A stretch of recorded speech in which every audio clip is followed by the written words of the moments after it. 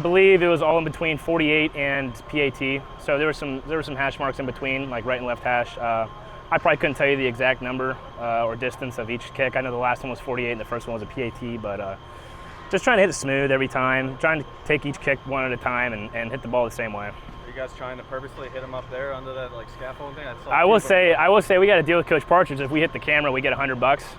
So all the kickers are trying to hit the camera sometimes, but that's just, if you hit the camera, it's a great ball, great height. So that's now, right? those metal rings up there on that stand. That's my goal every time. Just because if I hit that, I know I hit a clean ball. What are you gonna do with that $100 once you win it? I don't know. I just turned 21. Maybe I'd have to go to the casino or something, find out what I can make with that. But no, I'll probably just put it in the bank, hold on to it. Between yourself and Sam, there's a little continuity there in the special teams and the kicking room. I mean, how important is that going into a season where you know you're going to have an offense that's going to put a lot of points up again? Yeah, so it was.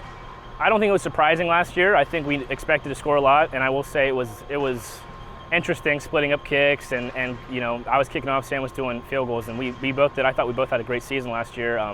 But we make each other better. And even to throw in Caleb Junko as well, we have 3 really, really good kickers, and constant competition, it molds out the week. And so far, all 3 of us have stepped up. So we got a really deep specialist room. Do you think, you know, that order, you know, you doing kickoffs and Sam doing field goals, do you think that'll change at all coming this season? We'll see. I know everyone's got goals and ambitions. Personally, I just want to get better every day. I can say the same for Sam. I can say the same for Caleb as well. We just want to improve and hit a better ball each time. That's the goal. You know, we're chasing perfection. We know that's not going to happen, but that's a great goal to be chasing constantly. Changing out long snappers with Cal gone, is there rapport, so to speak, within timing and everything, having to build with a new long snapper? As great as Cal is and fantastic as Cal is, we haven't missed a beat. Byron Floyd has stepped up. He's doing a great job. He throws gas. He hits his spots. And even James Finneran steps up, and he throws really, really good balls too. So there's going to be a little competition there as well.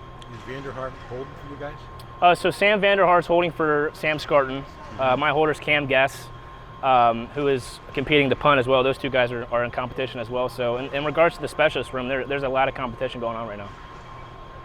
Like, you know, we always talk about like quarterback competition when they name a starter, that kind of thing. Like last August, was it Coach Narduzzi who said like, all right, Ben, you're going to kick off, Sam, you're going to do field goals? Or like, how did that decision kind of get? So to be honest, I don't think that decision was made until pretty much week 1, because Sam and I were so tight throughout camp. And then after all, they decided to go with Sam. Made a great choice. Sam had a phenomenal year last year, and put me on kickoffs. I thought I did a decent job. Much room to improve, but overall, it was just breeding competition. That was the goal, and I think they're going to do the same this year. I think they're going to see how long they can drag it out, and at the end of the day, the best will play. How did the coaches approach it with you throughout the season? Was there a lot of like, all right, try and put it here, try and put it there on the kickoffs, or was it just kick it out of the end zone? So Coach Powell loves in between the hashes on the goal line, no less than a 3-8 hang, and that sounds like a lot, but that's actually quite nice in regards to a kickoff scheme. A lot of guys got to pin it in the corners, which is actually pretty hard. I mean, we can do it, but it's pretty hard, and letting me just blow it up into the back of the end zone is a lot of fun too. So we got a couple of things we like to do. Why does shorter hang time? So 3-8 would be at the lowest. So 3-8 is like the standard. If it's anything below 3-8, then it's considered a pretty bad kickoff for us. So we like to get 3-8 at the lowest. What's the highest you've ever had? Last year, actually, first kickoff of the year was like an 81-4-3, and that was a really big ball. That was against I think UMass, first game of the year, first kickoff of the year too. A lot of adrenaline. It's an 81-yard kickoff and 4-3 Yeah. So it's been out of the back of the end zone. Out the back, yeah, out the back. Is there a technique to do what the Michigan State guy did on the opening kickoff for that Peach Bowl last year and get the ball to just die at the two? To just die, yeah. So there is a little bit of a technique. That was Steven Rusnak. That's one of my good buddies. But in regards to the bounce of the ball, so even with like sky punt, you're kind of getting a little lucky. There's a lot of luck involved. There's definitely a form to it, but there's definitely luck involved too to get the perfect spin on it.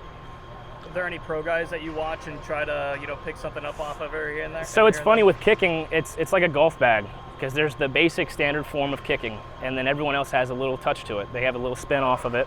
And I like to just create a golf bag of guys that I see. So like Justin Tucker's a big one. That's an obvious name. And Harrison Butker. I love to watch Harrison Butker. I'm a big Alex Kessman fan. That's a major one right there. So there's a lot of guys I watch to just kind of see what they're doing. And it's interesting because everyone, like I said, has a little bit of a different touch on it, and so it's good to pick up things that you might not have known or have done. How did your relationship with Rusnick start? With Rusnick, okay, so him and I he's a year below me, but we were going through kicking camps together all through high school. Cam Guess was involved with those camps. Byron Floyd was involved with those camps. Even Alex Kessman was involved with those camps. And fun fact, actually, Steven and Alex went to the same high school in Michigan. They're from the same high school, Clarkston. So, yeah, it's a good crowd up there. It's good people.